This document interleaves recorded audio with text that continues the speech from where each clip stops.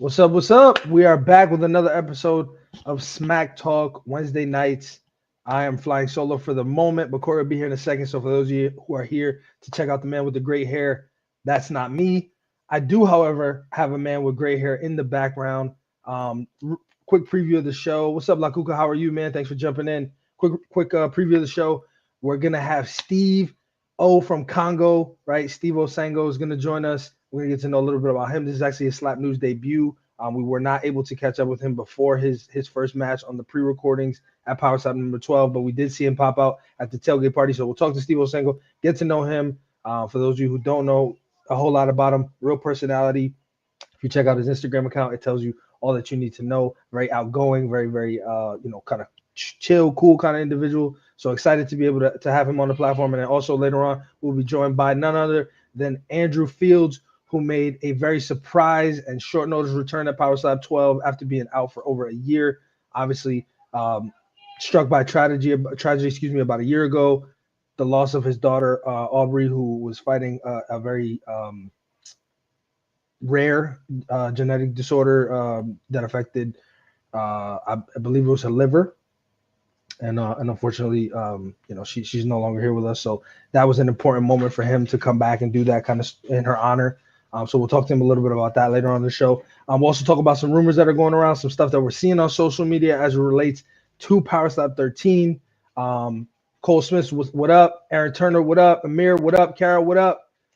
Thank you guys for hopping in. But without further ado, like I promised, Corey's not here at the moment. He will be here shortly. But I do have a guy with a lot better hair than me that I'm going to bring on the stage. Steve O from Congo. What's up, my man? What's up, man? How we doing? Oh, it's Wednesday night, man. Shaking and moving. Good. All right, so let's get the first 2 minutes of the first date out of the way here in front of the people. For sure. Where are you originally from?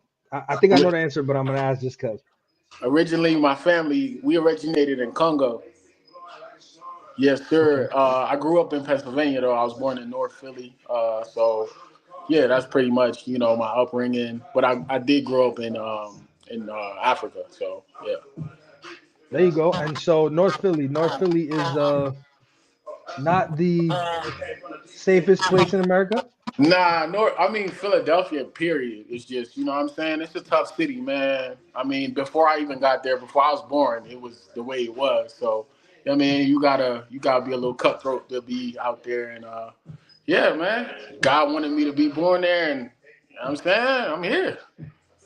Yeah, for sure. So I'm originally from New York City, so I and I've been to Philly. I know one thing I remember about Philly I'll never forget is you guys have, I think it's called the L train. The only train you have is the L train. Is that right? Yes, sir. We got the L and we got the SEPTA. The SEPTA. Is the SEPTA like the rail, like the streetcars? Nah. What's the difference? Yeah. We don't. Streetcars are not in Philly. They're more like in Toronto. I do got I'm from everywhere, bro. But SEPTA's more like on the railroad. Interesting. So is that like traveling further? That's not local stuff? within the boroughs. Interesting. Okay. I don't know. I honestly cannot tell you how big Philly is. I don't know, but Come I just man, know. come on down. Okay, so you live in Philly now still? No, not right now. I live like an hour outside of Philly. I live in Harrisburg right now. Oh, okay, yeah. So I was in the military. I MEPSed out of Harrisburg. That's where I Oh, left out of. word. Okay. So I'm familiar. You're by I think Fabricio is also from Harrisburg. Yeah, my guy. Shout out to him. And I've been to York, Pennsylvania, right? Word. That's You not was too in far. what? You was in the Mechanicsburg. Navy? I was in the Navy, yeah. Word. Okay. Yeah. So the Mechanicsburg, and so I speak a little. You know what I mean? Like I said, Philly. I'm in New Jersey now, and on the Jersey side, you have Trenton is right there, and then of course you got Camden. Right. Well, Camden is really right there. Trenton is not so right there, but it is. Right. Camden is right there, and then you have Atlantic City and all that. So we're close. We're close. Right, we Maybe one day definitely I have to roll out there. We'll have to figure something out, and Bro, you have pull to up, show me. man. So you're from Africa. So what type of food do you like? What's a? I guess it would be called what? How would you say? Like Haitian people, right? If you're from Haiti, you're Haitian. So if you're from Congo, are you Congolese? Yeah, Congolese. That's what I was gonna say. Okay. Yeah. And so what's a traditional meal for a Congolese person? Man, I get my toughness from all that fufu, from all that pondu.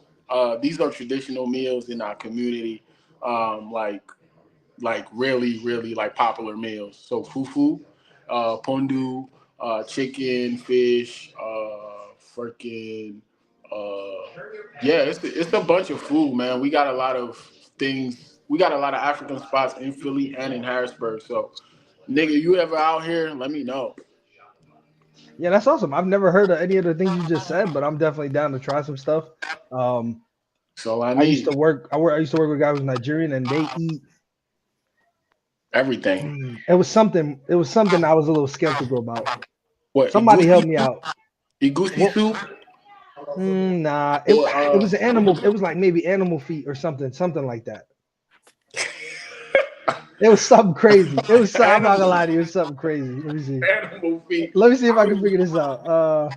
that sound right. But what were you saying about Toronto? Because my friend over here with the nice hair that he's covering right now, he's from Vancouver, Canada. Oh, for real? What's up, So you were OJ? talking What's up, about Steve? How Toronto. you doing, So man? what do you I'm know about good. I'm Toronto? good. Thanks. Yeah, I'm actually my family, my mom and sister live in Toronto, so I'm there a lot. I'm actually going Nice. there next week. So yeah, man. Shout out to Vancouver. I never reached out there, but I definitely want to touch over there.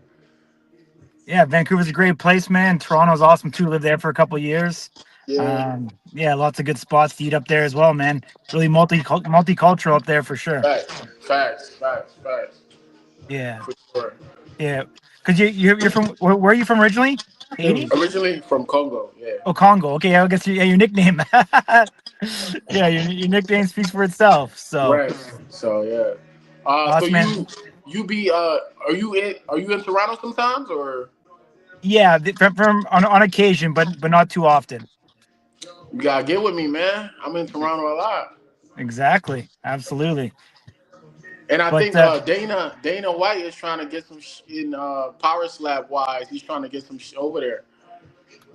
yeah, it'd be nice. I mean, I haven't heard anything about that yet, but would be nice. I know I'm they're going to Montreal oh word. coming up here in May. Yeah, Okay. for UFC. Oh yeah. Okay. Yeah, that's everywhere, bro. Yeah, Yeah. Absolutely. Vince Tracy saying make sure you hit him up when you go to Toronto. That's interesting. I mean, so what's the nexus? Like Philly, Toronto would to me would seem like very different. Like what you just happy to Right. live there or what's the story? Bro, for me it was like my family moved and I moved with them. So it's like more so, you know, my mom found a place that she could because she's African, so she found like a home where she could immigrate into and be Canadian. So that's kind of like what she did, and now she's Canadian, and now I'm there every month, if any, every other month. So um, yeah, it was better than Africa, and she found a home. That's pretty much what it was. Wow, that's interesting. All right, cool. I mean, I get listen. It's all North America. I give my Canadian friends a little bit of slack because, they've been hiding from these world wars and they're the champions at doing that. But it's nothing but love unless we're talking about tariffs. So, For sure. with all that being said, do you have any kids, a girlfriend? Like, what's that looking like? Oh man, I don't got no kids. I got a beautiful nephew. Shout out to Ivan. I don't have no kids, no wife. Just me on the ground, bro.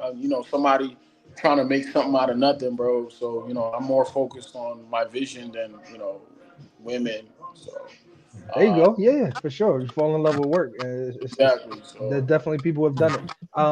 You have quite a bit of personality. We've seen obviously some of your Instagram reels, like real kind of funny satirical facts. stuff. What's the goal? Number one, what's the I guess inspiration behind it, and also secondarily, what's the goal? Like, what do you want? Who do you want to be? Honestly, to be frank, bro, I'm a people person, bro. I like people. I like to meet, engage with new people. Because I've been around the world. I've seen how I got to move around the world when I didn't want to, and I got to move around the world when I wanted to. So therefore, it adapted me to different worlds of life and this. So with that, I think my upbringing had a big part in me being who I am today, which is I like to meet people. I like to make content. I like to be entertaining. I like to engage. You feel me? So a lot of like what happened in the past made me who I am. So that's pretty much like I've always been into entertainment. I've always been into just being the class clown, just being that guy. You feel me? So yeah, that's it's just always been in me, man. That's it. Yeah, man, that's awesome. What now I transition into kind of what puts you in this predicament that we all call, Power this slap. crazy thing that we're involved in. Right. How did you get here? Like, what was the interest? I mean, me So personally, just when I was, I just coming from where I come from, I think it's yeah, very similar to where you come from as far right. as North Philly goes. In my head, you fight people, that's one thing, but getting slapped in the face is pretty disrespectful when you live in the hood.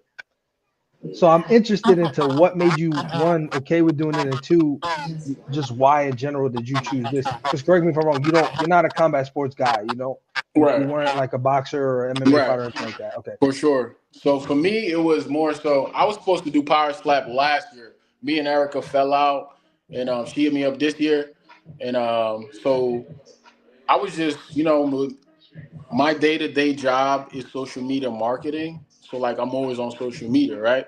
And power slap is big. You know what I'm saying? It's number two sport on social media. So obviously I ran into it and I'm like, yo, this is something I could see myself doing. Pretty much that's what I did.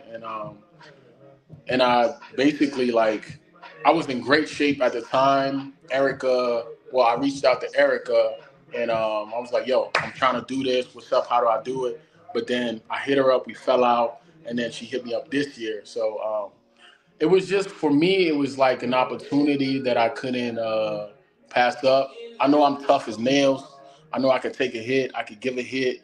Um, it was an opportunity. So I've always been a fighter. I've been in countless street fights, whether it's here in America or South Africa or Congo. So I saw an opportunity. Y'all paying this much to do what? In Africa, we ain't got this. So yeah, I'm like, yo, I'm doing it. What's up? So that's pretty much how that happened, and that's how I think. So it's just like I never saw this slap thing as not as an opportunity. So I went in it, I focused up, and yeah, obviously it was my debut. I never slapped nobody. I never got hit in the face like that, and yeah, I just locked in and came out with a W. So that's really it, dog. Yeah, right after your event, Steve-O, we seen you flashing some pretty nice thick stacks of bills on your IG. Yes, Talk to me sir. when it went around that and why you felt like you need to show it off. Well, I mean, we don't have like I never had like money like that. So like I felt like I accomplished something. I felt Mhm. like uh, I needed to put that out there. Shout out to Dana White. You know what I'm saying? I felt like I earned my bread, and I wanted the world to Yeah. see like yeah, I Did did you that. I did that. So yeah, did you spend it all in one place, or are you still saving any of it? I'm African. We don't spend any money, sir. I still got all that bread, bro. Awesome, man. Good for you, buddy. Good for you. So I So can tell you yeah, some the guys in Power Slap have bought some pretty foolish things. So good for you, my yeah, man. I know, bro. I talk to a lot of guys. I talk to Caesar. I talk to Slap Shady. I talk to what's his name, Fab. So they we yeah we talk about making trips and spending money and all that. So um, I know what people do with their bread. I ain't that guy, but hey. Yeah, Aaron Turner bought himself a girlfriend for a night. Oh yeah. But Aaron Aaron is lit, bro. Aaron's like 6'6". He can do whatever he want. He's getting Can't spreading rumors. yeah. So like yeah, shout out to Aaron, man. Shout out to Portland. I'm coming to see you too. I was gonna go after Nate Bernard, but I like, what? I messed with him enough. I I don't lost know it. I Nate. lost his I don't know cards. Nate. So I'm gonna. I saw the interview with Nate. Nate seems like he's a cool guy, but yeah, we'll Yeah, he's see. in chat right now, starting trouble. Oh, for real. He's calling Vince Tracy a cue ball because he's bald. Man, what's going on with these West and Pono? Did they hash it out? Can we get a fair fight and just just like Oh, that's how they're gonna hash it out. I anticipate. Yeah, yeah. That's what oh I. That would word. be my guess. I think they're gonna go up there and they're gonna hit each other. I think that's how that gets solved. That's the best way to It's do it. it's deep, man. It's deep. And listen, if you watch how it started, it wasn't. We're not clickbaity kind of guys. For those of you who tune in every week, like it just something was said. It made one person feel a type of way, and the thing just kind of went from there. And Right, right, right, right. much love to both of those gentlemen. And For and the sure. good thing is, like they always say in the UFC, you have a job where you get to hit your coworkers. So they got a problem and they can solve it. So looking forward to that happening in the future. But your match, it did make it on the social media. It's not publicly released. You mentioned obviously the outcome, which I'll allow you to do that. But one of the things I've been wanting to ask you about, we were live in attendance. We were privileged to be able to see that. Every time you got hit, first of all, as you said, tough as nails. I think you put that on display. But aside from that, one of the things, the first thing I noticed was that you had a lot of saliva, like more than anybody I've ever seen. Was No that word. like? Did you notice that? Was that just like? Were you not? Were you maybe nervous? Was it the mouth guard? Like why? It just felt like there was so much saliva coming out. And to me, if I'm a judge, I'm looking at that and it looks worse than it really is. It's like Oh, he I slapped the got you. spit out of you, but you were fine. I mean, like I said, we watched you. There was one time you got hit kind of higher. Like I said, this is on social media. I'm not Right, breaking any news here. right, right. It looked like you got hit higher. But talk to me about the whole experience. Number one, was it better, worse than you thought? And then secondarily, what happened with the saliva? Did you notice that? I didn't notice that, but if anything, bro, that mouth guard, I never got hit with a mouth guard in my mouth. So like, if anything, that was it, because it was even hard to like. I was in a back room trying to practice on how to like in the mirror trying to take a hit, and yeah, that mouth guard is because they literally gave that to me that day, if not a couple hours before I went on. So I would blame the mouth guard for sure. The saliva, I didn't even notice that. I ain't gonna lie to you, I did not notice that saliva. But yeah, I would say yeah, it was probably the mouth guard. Um, with the whole experience, I felt like Caesar does hit hard.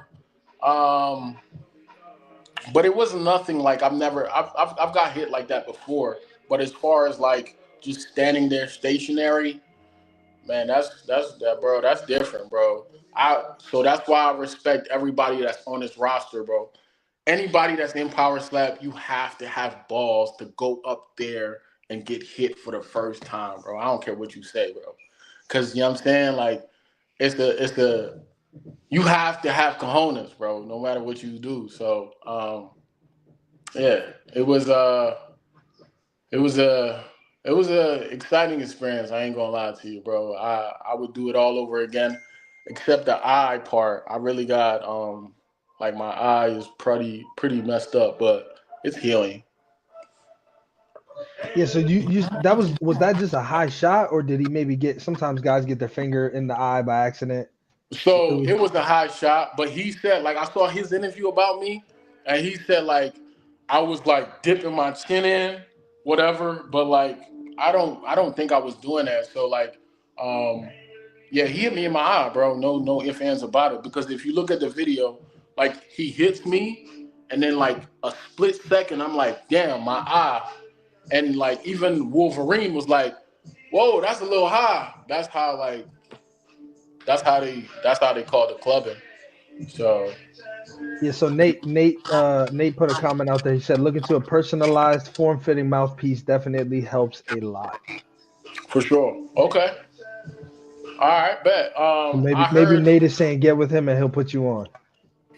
I'll hit Nate up. Shit. Hey, you ain't Nate, I got you after this interview, dog. Yeah, Just be so prepared. Once you get close to him, you're it's all free game to get roasted. Nate is no joke. Nate can't roast me, bro. I'm a handsome ass. I'm a handsome ass nigga. Good luck, Nate. Good luck. Good luck. You can't tell me about me. I know about me. This is so perfect. Brandon Bordeaux said mouth guard shop in Vegas. He's all over IG, does all his. So there you go, some support. Okay, I appreciate y'all, man. I can't see everybody, but if y'all watching, shout out to y'all, y'all. Absolutely, I wanted Steve. to ask you something. What was it? One more thing. I'm trying to. Oh, I mean, Wolverine. We talked about Wolverine. What was that like? Obviously, I ain't gonna lie, bro. Wolverine is the truth. He was like, cause we went from the when I landed in Vegas, we was at the Holiday Inn. I didn't really see Wolverine like that, but when we went to the Circa, we worked on a lot of stuff, because I had basically more access to him. I got to know him a little bit better, and the gym was a little bit like closer for him and me. So we worked on. I even worked with Aaron, Wolverine. Yeah, they helped me a lot, man. So special shout out to them, and Wolverine. Like on I believe when when Caesar filed me, hit me in the eye, he just like kept my composure, because I was like, it's my debut. I'm hot. I'm like, damn, I can't. My eye just got hit. I never got hit like this before. So like, he really kept me on my p's and q's, and just like, yo, bro, all you gotta do out there, just get a good hit, and just he fouled you. So yeah, he's really a veteran, man. I like that dude. Shout out to him. that's awesome, my man. Realistically, you're in a division with a lot of great talent. Anyone you're eyeing next for your next matchup? Um, in my 205 weight, I wouldn't mind going against the mechanic. Um, yeah, I wanna. Yeah, that's I probably would like that. But if not that, I wouldn't mind going against a rematch with Caesar, because we've been talking about it, and he feel as though he won. So I'm like, all right, well, I don't care to give you a rematch or whatever, because um, Yeah. it's my Yeah, I good. mean we don't often see rematches in Power Slap too frequently. But what's it about Vern Cathy? Is it just his ranking? Is it something personal? You don't like the way he looks? Anything? I guess it's ranking. And I ain't gonna lie, Vern, you remind me of a cop. I don't like police. I don't like police. I do not like police in any shape, way, or form. I never did. There are some good people off the badge, whatever, but he just remind me of a cop, bro. And who doesn't want to slap a cop? Tell me, and get away with it. You tell me.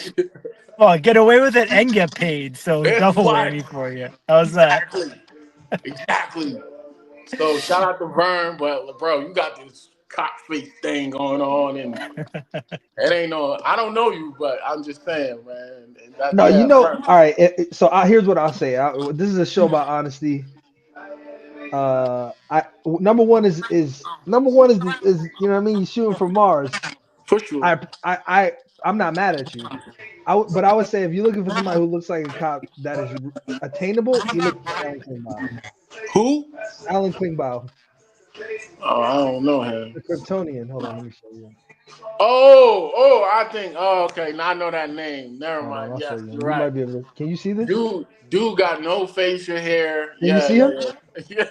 Yeah, he looks like either Yes. a hybrid between Ken and a cop. Yeah, Yes. dude. So if you're State mad at trooper, police, man. I think yeah, if you're mad at police, I think he would scratch that itch. Nah, for And he's sure. number That 6, so you probably have a little bit of a better shot actually getting him next. that look like Vernon cousin, bro. Like they look like they eat donuts. Now But yes. I do have, I do have to tell you. Last week Nate requested that we host a roast, so we're still working on the logistics. But being that you say you're unroastable, Nate in the comments said he will roast you, and like he's Word. challenge accepted. You seem like you said, a personable guy. You seem like you got some jokes up your sleeve. For Would sure. you be down to go roast for roast with Nate Bernard? I gotta say yes, man. I can't turn down no roast, man. Roasting is my thing. I just roasted chicken today. Come on, man. All right, there Yeah. you have it. Maybe that'll be number one.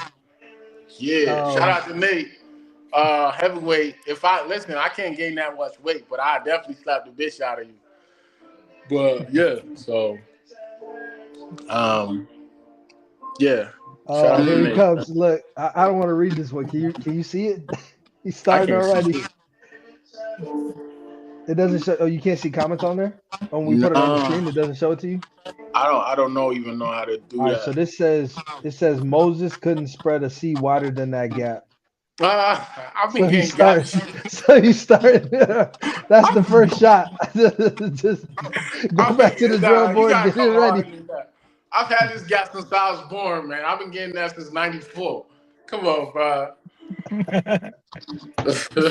Steve was like, "You can't hurt my feelings." Hell no, not with that one at least. Not with that one. Well, Nah, good but I'm man. down for that roast. Set it up.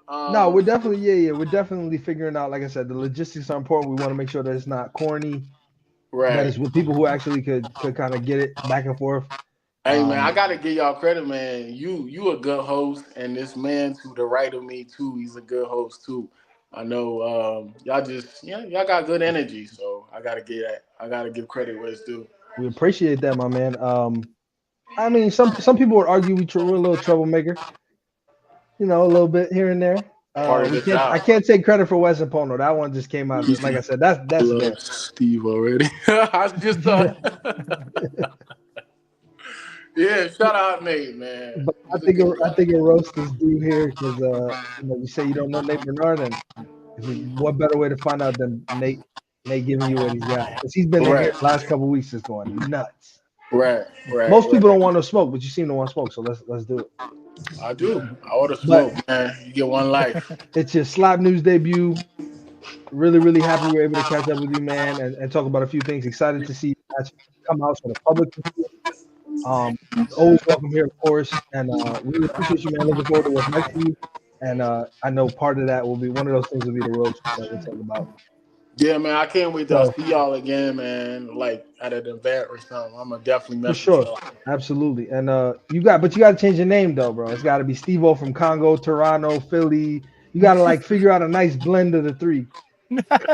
Congo, Rondo, Philly. You got I'm Congo, o- Rondo, I'm Congo, open to Rondo. suggestions. There you I'm go. about to I'm about to hit Nate up, see what he got for me. Oh, there we go. You got to leave the roast for the camera though. Do us that favor, but my Oh man, yeah, thanks again, nah. brother. Great talking to you, catching up, and getting to know you a little bit here. And we'll definitely be in touch, man. We'll chat soon. I appreciate y'all slap news, man. Awesome. Yeah, y'all have a good night too, man.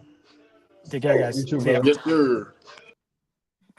All All right, right, you were late then. for work, man. Who said you could do that? Yeah, I don't know. So they didn't let me out of the daycare early enough.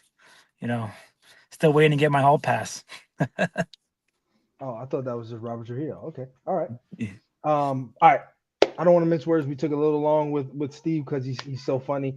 Yeah, But we got Andrew Fields on deck. but Obviously, really excited to talk about, and I know you got to run back to the it's daycare. all good. So thanks But for jumping in with me. what are you hearing, man? You hearing any rumors? What's going on? Well, there's a post that's going around social right now with I believe it was posted by Azael. He's in some location we don't know. It looks like a bar. You see Russell Rivero in the photo or in the video. Excuse me. You also see Anthony Blackburn in the video. So, I'm not the smartest guy in the world, but I would guess that we're getting our one of our. It would be number 4 of our 5 matches we need to see in 2025. I think we're looking at Azael versus Blackburn at some point in the future. Awesome. Yeah, great to hear, man. And Russell Rivera, we haven't seen in a little while as well.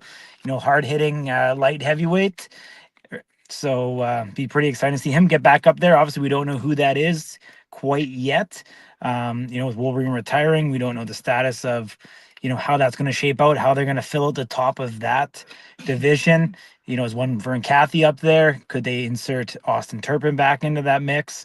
Or can they course, Wolverine out of retirement to come back? I mean, time will tell what happens. So, what's Nate saying? Holiday Inn look too familiar?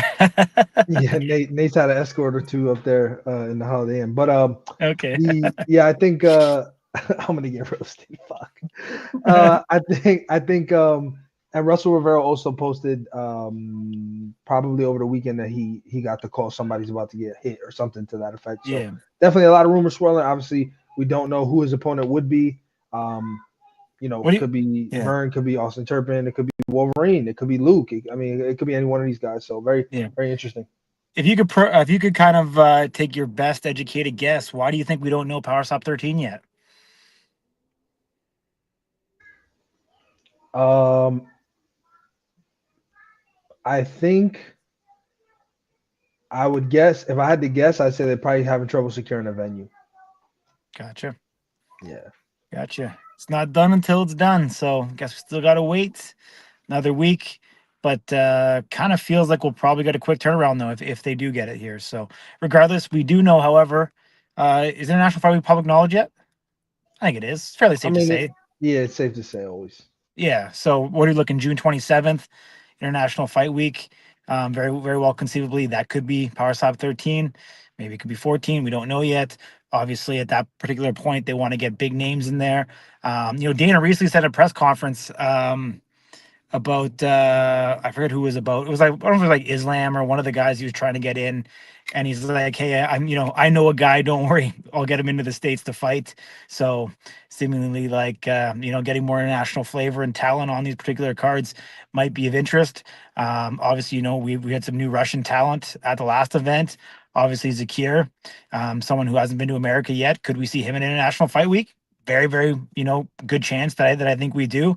Do we see obviously who Dane Viernes went up against Dennis as well, the Russian?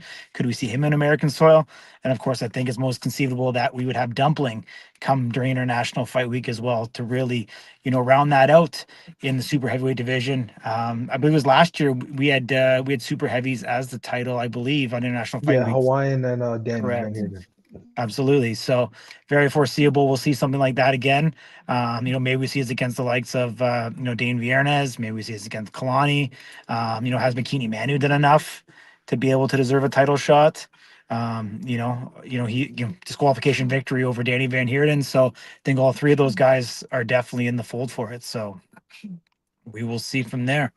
But you have one Andrew Fields in the wait for you. I'm going to I sign sure off and let you do. go. I got to run. Appreciate everybody. Appreciate the support that you guys always have. And I'll see you guys next week. Cheers, brother. All right. Take care, man. Corey out. Andrew Fields in. There he is. You're muted. You are muted.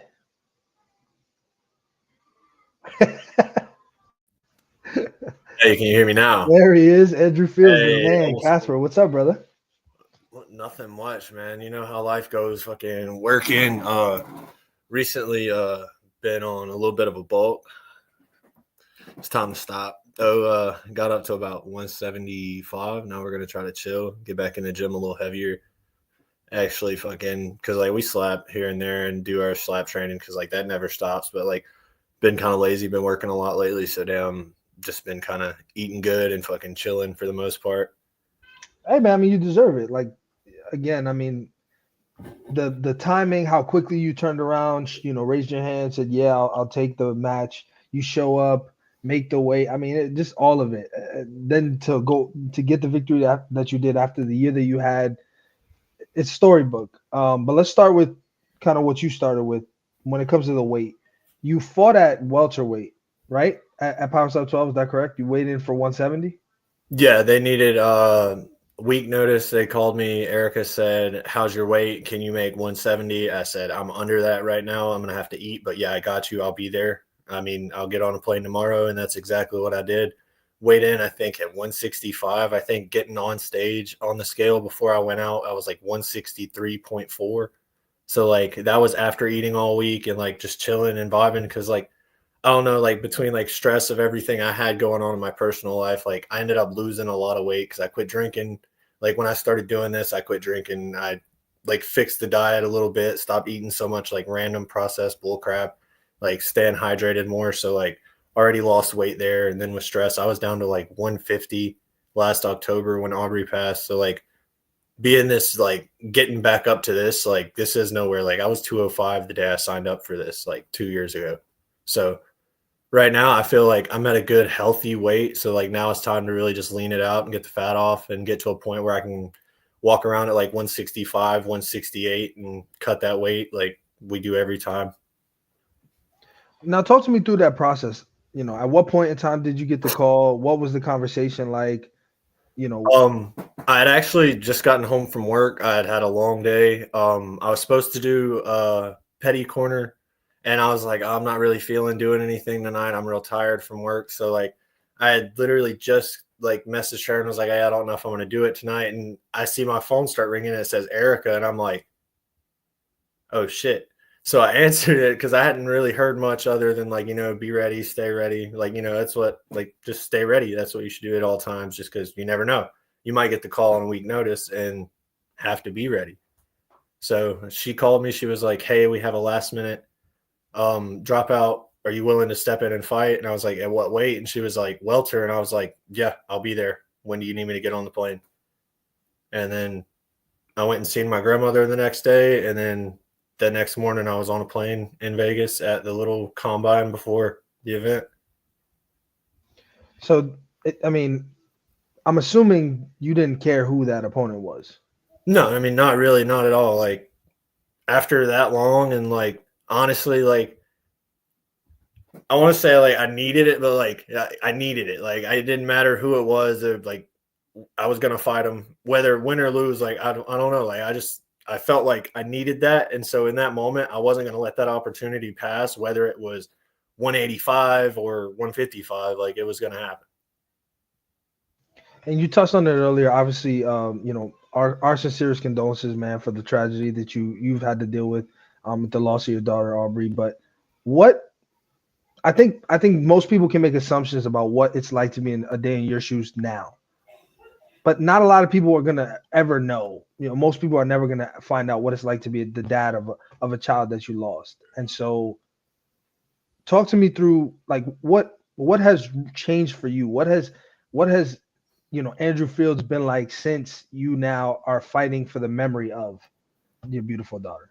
I mean, like, even all the way back to Power Slap 1, when I fought Chris Debo, we were on the pre-records before the first event. Not a lot of people know that our fights happened before Power Slap 1 even happened. We were 2 days before that. We were the test run to make sure everything was going to go smooth for you guys, the fans.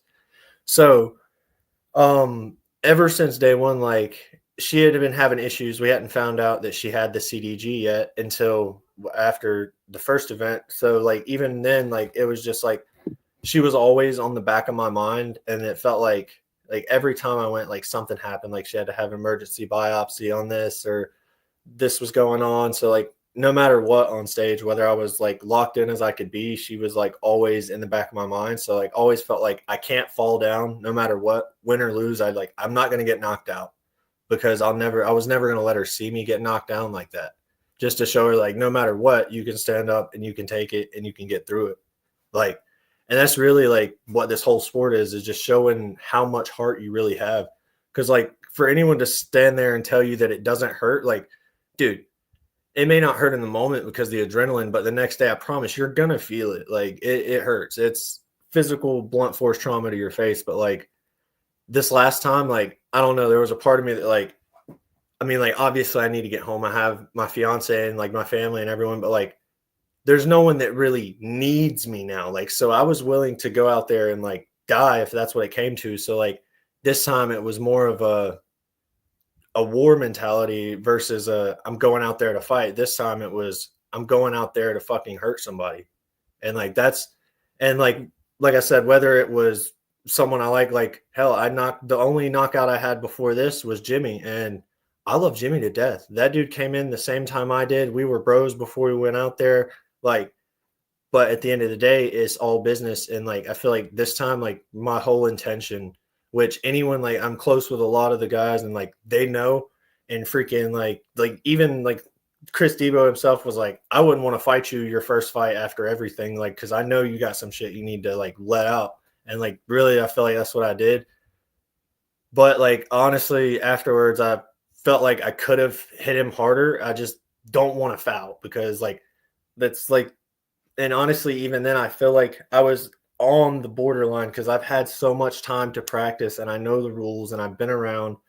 So like, at this point, if you've been around longer than 4 or 5 fights and you've had more than a year to get your shit dialed in and you're not hitting on the button every time, like, from this point forward, the OGs are not who you need to match new guys up against. Like, it's just not going to be a good story for them, because it's not that they're not going to be able to slap, but they haven't had the time to figure out the biomechanics of how their body moves and how they need to move to produce the most power out of a hand. You know what I mean? So, like, in the future, shout out to Brent. He's a freaking awesome dude. Like I said, like, at the end of the day, I have no actual animosity towards Brent. Like, he was awesome. Like, the whole time we were there, he was cordial. We hung out, we were chatting. He was asking advice from us because we'd been there before. Like, and which I have no problem giving anyone advice. I want everyone to succeed unless they're across from me. And that's just the way I've seen it from the jump. Like, I want you to win unless it's me and you, then I want me to win. And at the end of the day, that's how it should be for everybody, because at the end of the day, there's a very small community of us. No matter how many slappers there are now, there's a very small amount of us. So at the end of the day, we're all family, whether we like it or not. I mean, hell, I got family members that are blood that I don't like very much, but at the end of the day, that's my family. And like, we all need to be able to learn from each other, grow, respect each other, even though we have our differences. Like, I may not like some of these guys as people, but as slappers, they're freaking phenomenal. And the other guys, other way around, they may not be the best slappers, but as people, they're like some of the most down-to-earth, good-hearted people you'll ever meet.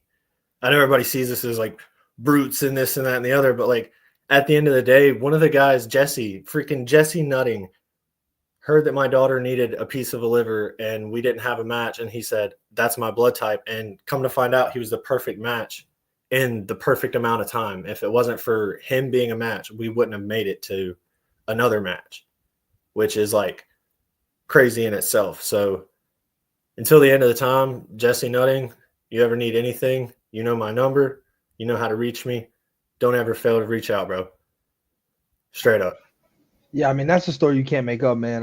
For a guy to sort of see a need for somebody he doesn't really know, and to raise his hand and say, yeah, you know what, I'll go under the knife so I can give a piece of myself to this child who's in need of it. Obviously it's something I think all of us would aspire to do, but to actually raise your hand and go through with the whole thing, and Exactly. You don't know what's gonna happen, right? You be willing to go through, because like, it's not an easy process, like, because you have to go through surgery and you're cut open, and like, there's a whole like 6, 7, 8 month healing process. I mean, I know Jesse's a fucking savage and he bounced back, like, because that's what he does, that's who he is. But like, for some people that could take months and months and months to recover from fully. And like, so just to be willing to put yourself out of work for 3 to 4 months to go through all that pain that's going to come afterwards, just to help somebody even have a chance to be with their kid for a few months longer, like, you can't repay that no matter what you could do. And like, that's, I don't even know. At the end of the day, like, that's like, no gift would ever be greater than the extra few months we got. Yeah, absolutely, man. I mean, like you said, Jesse's an upstanding guy, and an OG, somebody that we didn't see too much, but I think just that tells you everything you need to know about him. So really glad he was able to you guys were able to bond through that. So we talked about, you competed at 70, but you debuted in the lightweight rankings. Was there a conversation that was had? Like, did that happen and you didn't know it was going to happen that way? Like, what all went into that? Like, why did you debut in the lightweight rankings even though you competed at welterweight? You've never competed at lightweight, to my knowledge. Okay, so for a long time, like, I've had like the weight issues because like I quit drinking, so my metabolism kicked back in, and like, I've always been kind of, since puberty, I got like, went from being the little short chubby kid to I've been the tall lanky kid ever since. So I quit drinking as much. So like, I lost so much weight, and I was walking at 150. So I was like, damn, I'm gonna need to bulk to like 160 something to even fight at 155. So I was like, hey, I can gain weight, I can fight at 155. Let me know what you need. And I told Erica when I went out there, like, I want to go to lightweight after this just because of where I'm walking at naturally. I want to just get healthy here. I feel better here. Like, I don't feel sluggish. I don't feel slow. I feel like I have good mobility. I have decent strength still, because I did come from walking around as a 205er 2 years ago and still continuing to work as much as I did while just losing fat and trying to lean out. And so I told her, I was like, I want to go to lightweight. And I told the boys when I went out there, the plan is I'm going to knock this man out. I'm going to call out Trujillo, tell him he better get that belt because I want it. And that's just exactly how it went. You got to visualize, believe, and achieve. No matter what, at the end of the day, if you go out there and you don't have in your head that you're going to win this exactly how you said, it's not going to happen. If you're out there with any doubt in your mind that you're not going to just eat a slap, tell them it wasn't shit, and then put them down, you don't need to be on that stage. You need to have that confidence, whether you physically are going to or not. You need to have that mental confidence in yourself that no matter what happens, you're walking off that stage a winner. Yeah, I mean, if you weren't, I'm not exactly sure that you want to be walking up there if you think you ain't gonna make it. But before the match was even announced, obviously, like we said, this was a short notice thing. But I don't remember exactly the timeline, but maybe about a month or so before the match, you made a video about athletes signing to management. I thought that the video was pretty well intended. I thought it was honestly a very upstanding video. You were just trying to caution your fellow athletes to relax. I'm not saying managers as a whole. As we've seen, there's some of these guys that have managers that are actually doing the legwork and getting them exactly the things that I said those managers need to be doing. The guys that have the managers now, we've noticed a lot of the faker managers, like people were like, yeah, that was right. You were right. That dude was kind of iffy. Yeah, you were right. And I'm like, yeah, no shit, I was right. I've been in this a while. Those same dudes have hit me up. Like I've sniffed them out already. Like I'm just letting y'all know.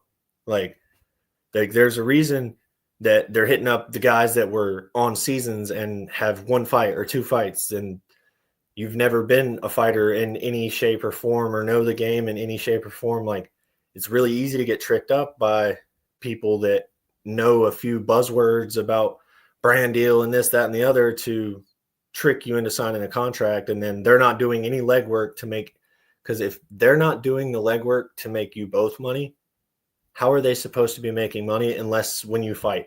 And they're not going to get you a fight. Like your manager cannot call Erica. Your manager cannot text Erica. That's not going to do anything but possibly hinder you from getting a fight. So like at the end of the day, if they're just sitting around waiting on you to fight to get paid, they're not a manager. And that was like the whole statement I was putting out. I was just like kind of irritated because we were seeing like so many people talk about this manager, this manager, this manager. And like, who cares, bro? Like, until you have enough followers, until you have enough pull, until you have enough this, a lot of brands and companies aren't really going to want to work with you, not because they don't think that you're a good person or you're a decent, cool guy.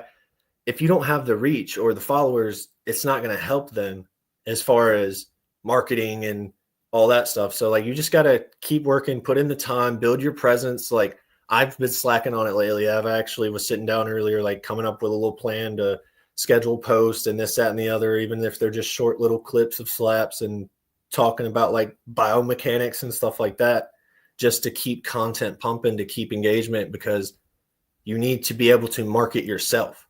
Don't, if you have a manager, cool, let them do their job, but you as yourself need to be marketing yourself. You need to be working on your image and what you want to put out to people. Like, do you want to be someone that's trustworthy and can be relied on, or do you want to be the cool party guy that fucking is out getting in trouble and doing stupid shit? Like, it really all comes down to your personal shit. You need to figure it out. You need to know what you want to do, start doing it, and then you bring someone else in to help you along the way once you figure out what you actually want to do.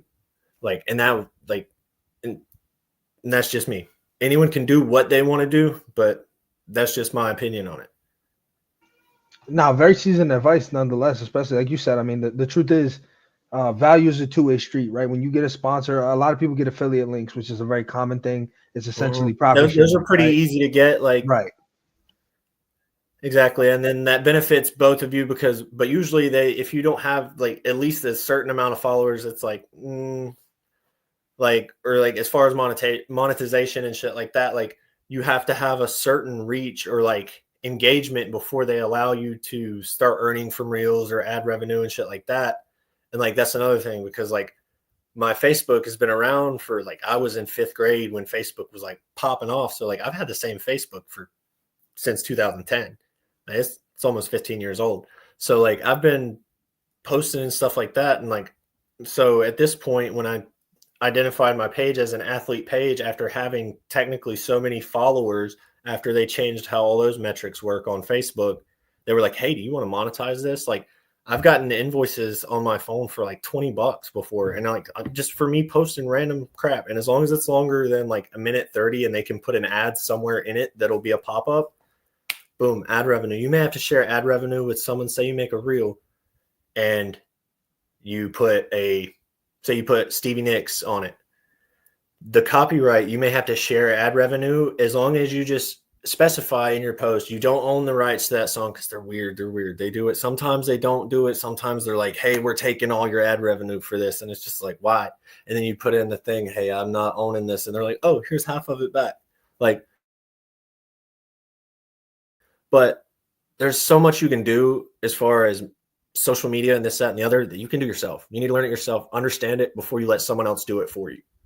Because if you don't understand it yourself, you're at the mercy of whoever is running all of that for you. So you need to at least be able to look at it and go, hey, you're fucking this up here. You need to be doing this instead of this, so that you don't end up fucked in the long run. Really, really sound advice. The fallout from that post, obviously, we kind of, I guess they call it a meme, but it's not a meme by that purpose. But we sort of, I guess, covered it, is what I'll say.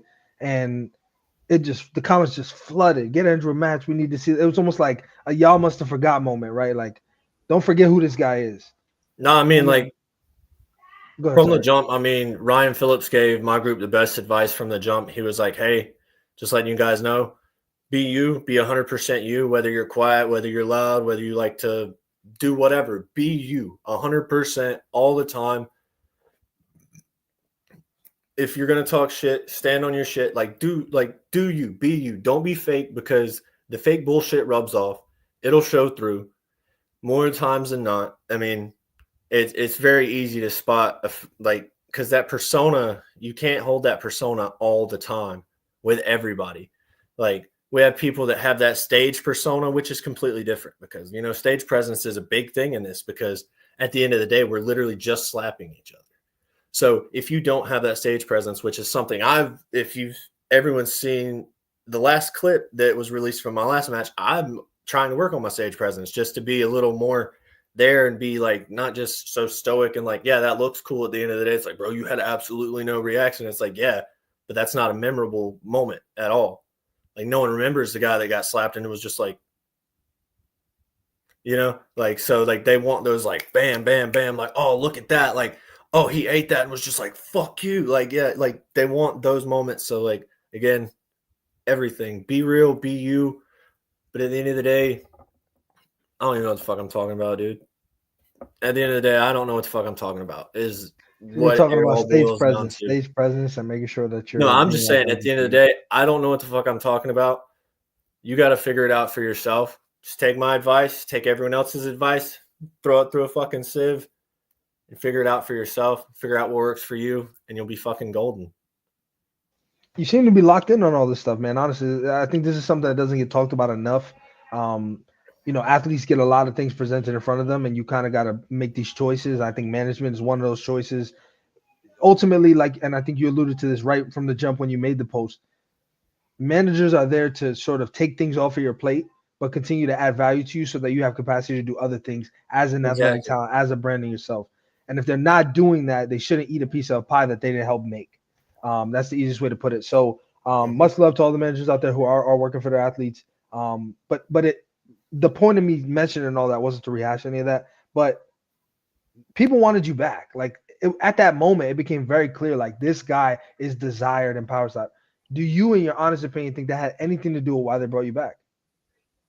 I mean, possibly. I mean, I feel like a lot of it has to do with, I mean, like, I know for a fact Mr. Trujillo had a big part in me getting that. Like, he was like, hey, you guys need a fighter, who's always ready, who's been ready, call him, he'll say yes. And so they were like, you're right. And they were like, we've been wanting to get him out. We just haven't been able to figure out like a good like time. Cause I mean, I have had a lot going on. I get it. I mean, with Aubrey and everything was back to back. And then it was October. It hasn't really been too long, So, I mean, I get it. Like, it was going to be a little bit with everything I had going on. So like, just the fact that like, that's why I was like, yeah, got to do it. Got to call out Robert, because like, honestly, like I love Dakota, but I knew Robert was getting that belt. Like it's been evident from the jump since Robert was the lightweight, the one lightweight that like he hadn't been beaten yet. Like to this, like he has not been beaten in power slap. I do not believe. I He may be has an L mistaken. on there from a disqualification that it never made the light of day, so nobody really knows about it. I was about to say. But yeah, But is that that's being my point. beaten? Like, and to like, I love the lightweights. I've talked to a lot of them. They're cool guys, but I know for a fact Robert walks around at 170. Like he walks around at about 170. He's a shorter guy, but he's not a little dude by any means. Like that's why he has so much power. Like he's a little package of fucking dynamite. Like you got to be able to like eat that. If you're not able to eat, you're not gonna beat Robert. And Dakota, I think Dakota gave him his best challenge so far. And like that's fucking Dakota's a dog, like all day. And I'll give him that. All respect. I don't think he should be ranked number 2. First of all, Dakota should be number 1 on the rankings. Like I don't care where I'm at. Like I'll be grateful for my 4, but Dakota should be number 1. There you go. Can you see that comment? It says, My "What's favorite Andrew's matches of favorite the matches past of the 2 past 2?" events. Oh. So that would be 11 and 12. Hmm. You want me to start naming some for you? From 11, yeah, it's been a minute. Yeah, so 11 was hold on, I'll get it for you. I mean, obviously Jackie Sheena was the big one there. Dumpling Hawaiian 2, Vern Wolverine. We had, I mean, there was some undercard stuff that you really wouldn't see much, but Luke Simons, Garrett Blakesley, Wes Mena, Devin Jenkins, Darren Godfrey, Merlis Musikis, the Chief, Brandon Rhodes. That was a good one.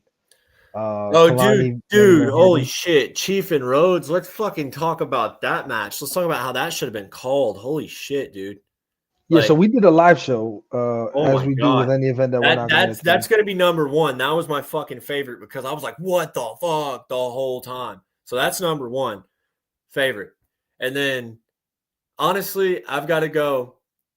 My fight that just happened on 12. I want them to release the full fight. I know they're gonna do it soon. They got to. But my fight, I'll rank that at number 2. And let's see for number 3. Hold on, because I'm only gonna give you all 3 because I mean we're not going through all the fights like that. Dude. So yeah, like I said, Sheena, Jackie, Ron, Wolverine, Vern, Hawaiian, Dumpling, and then we get you some of the ones from 12. Maybe fucking Blakesley and Simons. That one was pretty damn good. I like that one. We'll make that one number 3. All right, fair. It was a good match. What do you think Because about a guy like 11, I was at work. That one happened. That was Saudi, right? Yeah. Yeah, I was at work. I watched the undercard on my lunch, and then I watched the later card later on in the evening. Because I was like, damn, I was like, wait, did I watch that one? But I was at work for that one.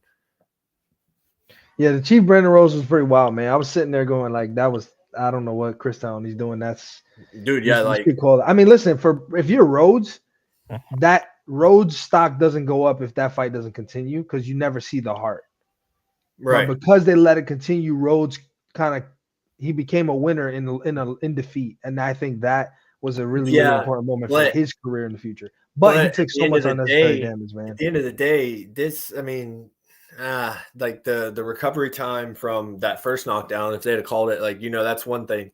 But the recovery after taking 1, 2, 3 major fucking hits like that, I'll give it to him. He had like heart aside, like at the end of the day, if you want any kind of longevity in this sport, that's not good for that's good for stock. And like, yeah, of course that puts his stock up here because that shows fucking heart and people love that in this. But any longevity in this sport, you don't want to take damage. Like, you want to be able to take the damage, yes, but you want to take as little damage as possible. So, like, granted, I'm not saying he should have bowed out. Like, fuck it, I'd have done the same thing. They're going to let me go, I'm going to go.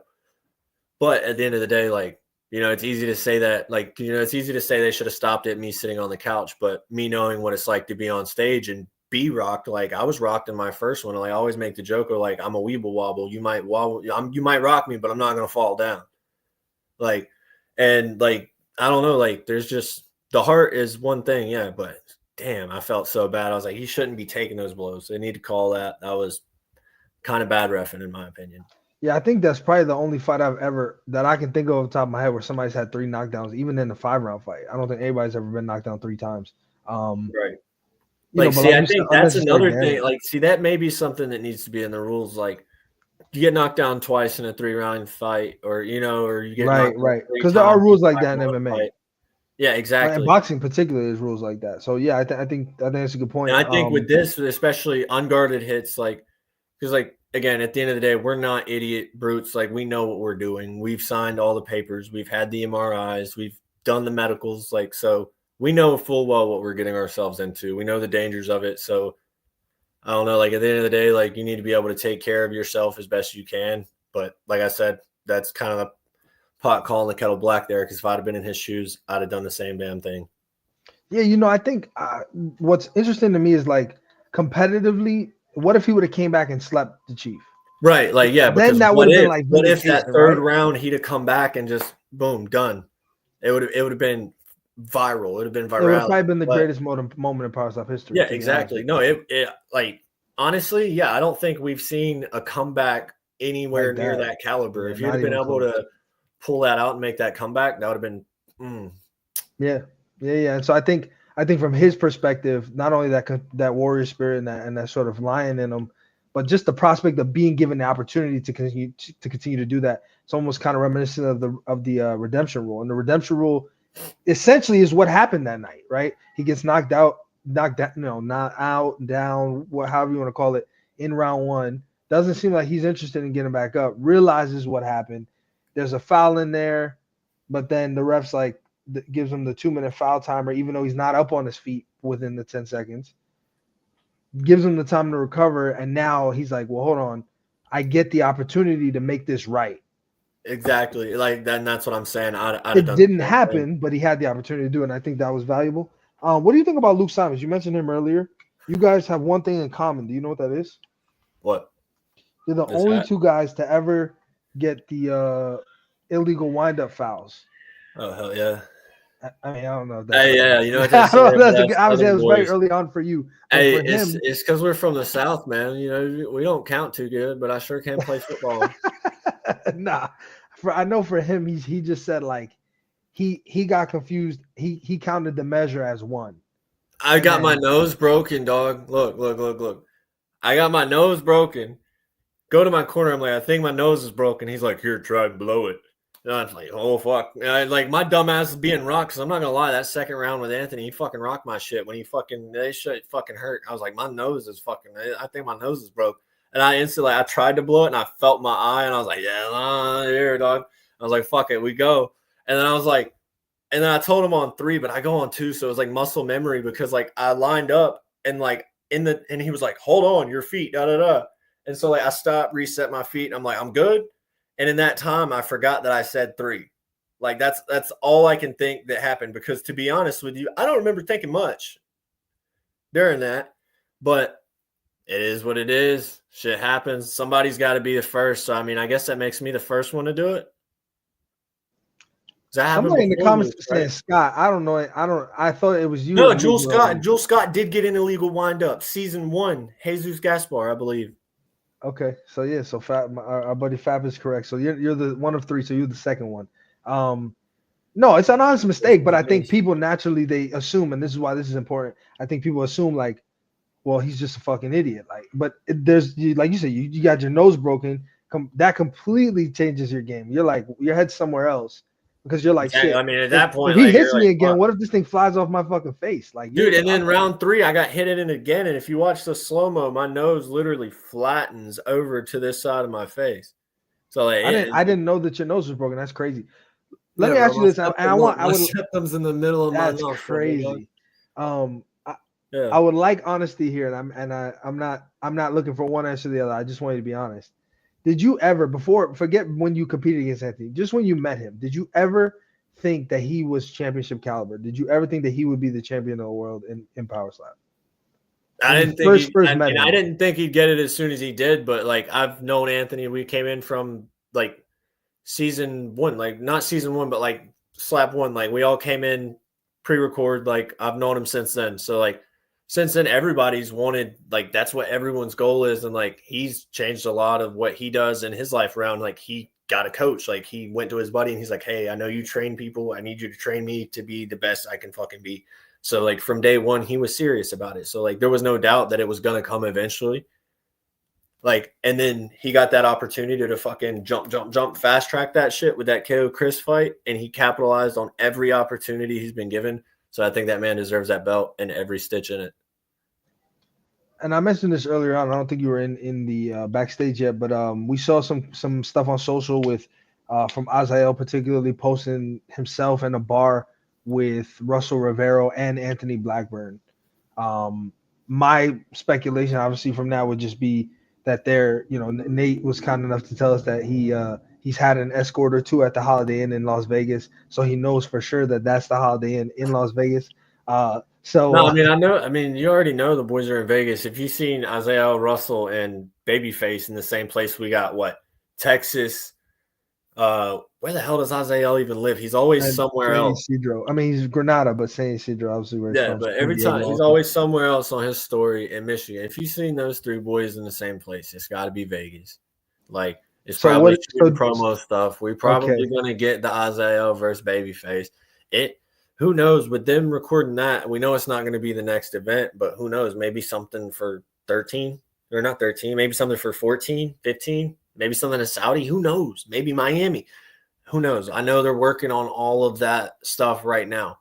I mean, my hope is the reason we haven't heard anything about the next event yet is they're trying to secure a venue in another state besides Las Vegas. I don't know why I pointed over there. You look over there and see Las Vegas. But or like Saudi or somewhere like that.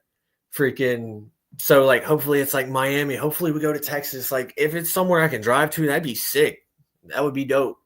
Like, but that's my hope for it is when we do get an announcement, hopefully it's somewhere different than Vegas that's in the States. Hopefully it's somewhere fucking big. Like maybe not too huge, but like Miami, like something in Miami would fucking pop off like that. There's no way you wouldn't sell it out. Streamer tickets or not. I'll say this, and I mean this with the utmost respect to Power Slap. I think they missed an opportunity to do Power Slap opening the WrestleMania weekend in Las Vegas. Like that would have been such an opportunity, man. Like these fans are people who enjoy wrestling that they know is kind of sometimes fake, sometimes real, depending on what you're doing, right? These guys aren't trying to hurt each other. Things happen, though.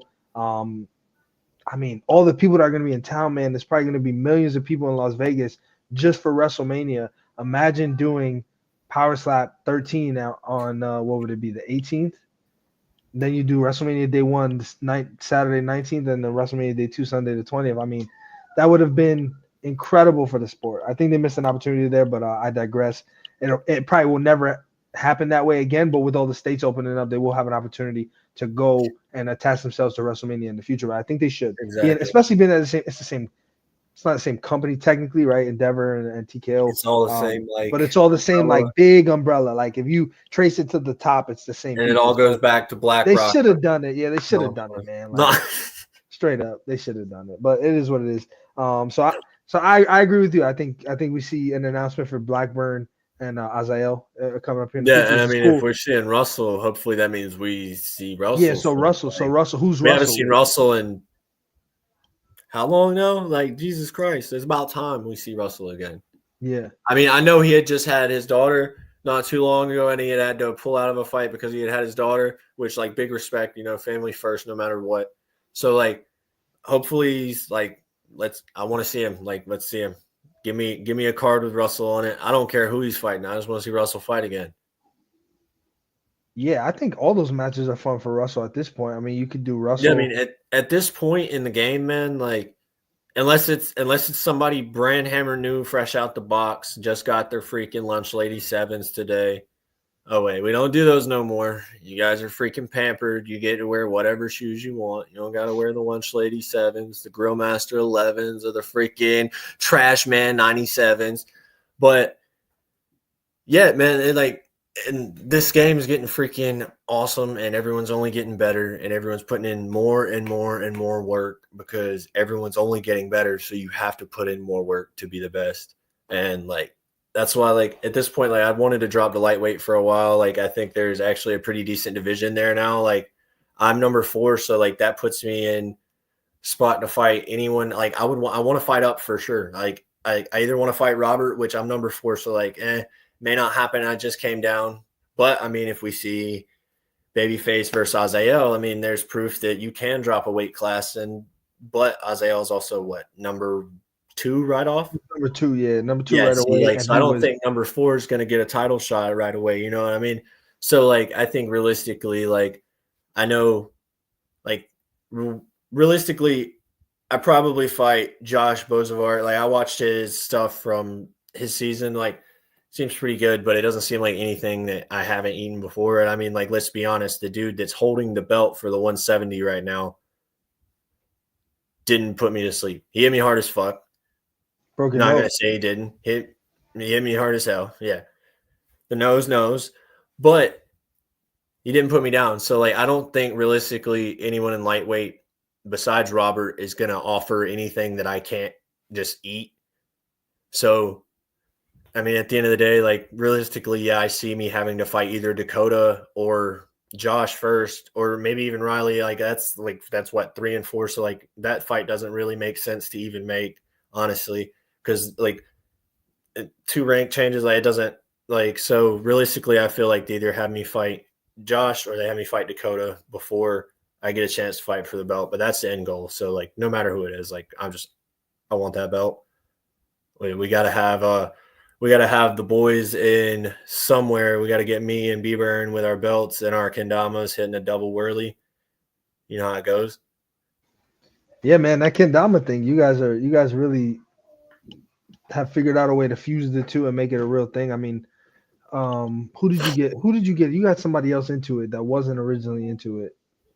DeFrank, the new guy Cole. In my head.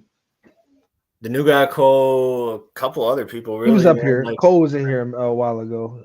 Dude, everyone that, like, I know Cody Ogg got one. Actually, this last event, in the Dama community, freaking homies with this chick Amanda that runs her own website, and she was like, hey, any power slapper, any striker on the roster, here's this discount code you guys can use whenever to get 15% off kendama orders. So I know a couple of the boys copped them through there just because, like, and there's a lot of people in the kendama community that love this sport and think it's super sick that the champion of the sport has a Soul Kendama's tattoo and has all kind of kendama stuff tattooed on and walks around with a kendama.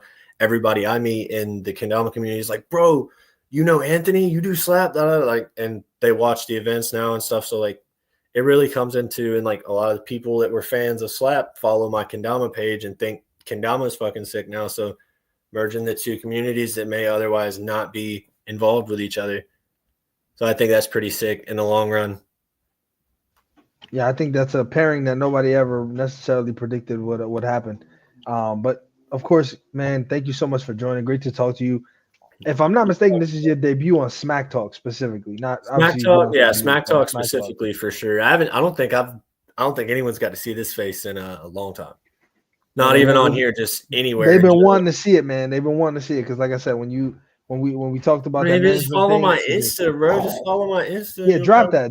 Shameless plug. What's your Instagram? Yeah, it's Uncle Drew Slaps is my slap account, and then you can follow me at Casper Slays Dama if you want to watch me rip some freaking kendama tricks. Oh, you got one right next to you. There you go. Great talking to you, my man. Thank you so much. As you know, you always have a home here at Slap News, and we'll chat with you soon. Can't wait to see you back up there. Yo, boys, take it easy. Have a good night. Shout out Slap News. We're listening to the game. All right, Andrew Fields. Absolutely, last but not least. Incredible show tonight. I thought things went a little different than maybe I expected. It was great to get to know Steve-O, get a little bit about his history and where he's at. Of course, great to talk to Andrew Fields. I think as somebody who has children myself, I can't imagine the position that you're put in when you lose a child. And I think most of us will never know what that's like. But I think from a person who lives that life every day, not only is that a very admirable position to sort of be able to see life through, because he's now lived the life where he fought for his daughter. Now he's fighting for the memory of his daughter. Something that most of us will never really be able to relate to in that way. And like he said, I mean, you could tell through his demeanor, you could tell through his performance. I can't wait till that shows up on social media, on YouTube, because it was immaculate. And again, I think that his heart really showed through that night. So great to talk to him. Next week we're back. Hopefully we have some sort of an announcement regarding the next event. I don't exactly know what's the plan. There's a lot of rumblings happening, to be perfectly honest with you guys. Azael, we saw Azael and Blackburn in Las Vegas with Russell Rivero. Doesn't really give us a complete picture. We in the beginning of the year we did our top 5 matches that need to happen in 2025. 3 of those matches have already happened. It was Jackie Sheena 2, Robert Trujillo versus somebody for the lightweight championship. I believe Isaiah Brandon was on there, Dorian DeBell 2, and it was Isaiah Blackburn. So if that is the match that's to be, because usually, Andrew was right, and also Corey mentioned it earlier. Generally, when guys are in Vegas at the same time like that, they are shooting promo, which means that they're coming up on an event. So we don't know for sure, but we'll see, and we'll be looking forward to any announcements that'll come up regarding that. In addition, is Power Slap 13 in International Fight Week, June 27th? If so, we're looking at about 2 months, kind of cold here, where we're not going to have a whole lot to do. Not exactly what we want the result to be. So hopefully we have something going on. On the flip side, though, it would be a pretty quick turnaround to do anything else. Usually, we typically get promo at least telling us, hey, an event is happening on this day. 3-4 weeks, it is kind of a shorter time frame. Usually we're looking at that time frame for match announcements, not the actual event itself. So I'll be interested to see how this all plays out. But if it's Azael and Blackburn, you guys can bet your bottom dollar that'll be a banger, and the promotion for that'll be a banger, and we'll be talking to those guys quite a bit. And then also whatever they've got lined up for Russell Rivero, it has to be exciting. Obviously, he's a guy that people have wanted to see. Is it the return of Austin Turpin? Is he gonna do buff guy versus buff guy with him and Luke Simons? Like, what's the result gonna be as far as what's gonna happen for the next event? Are we looking at main and co-main? So very, very exciting nonetheless. But we're going to keep it locked. We've been in here for about an hour, 20 minutes. Thank you guys so much for joining. As always, really, really appreciate you. There's definitely, no better fan base in the game. And, we'll keep it locked. My daughter's trying to get on camera real bad here. So I think that means it's my cue to hop on off. But much love. We'll see you guys in the next one. Keep locked on our socials to find out what's going on with the next event. Looks like she's trying to power slap me. But, yeah, much love, ladies and gentlemen, and we will see you next time. Peace.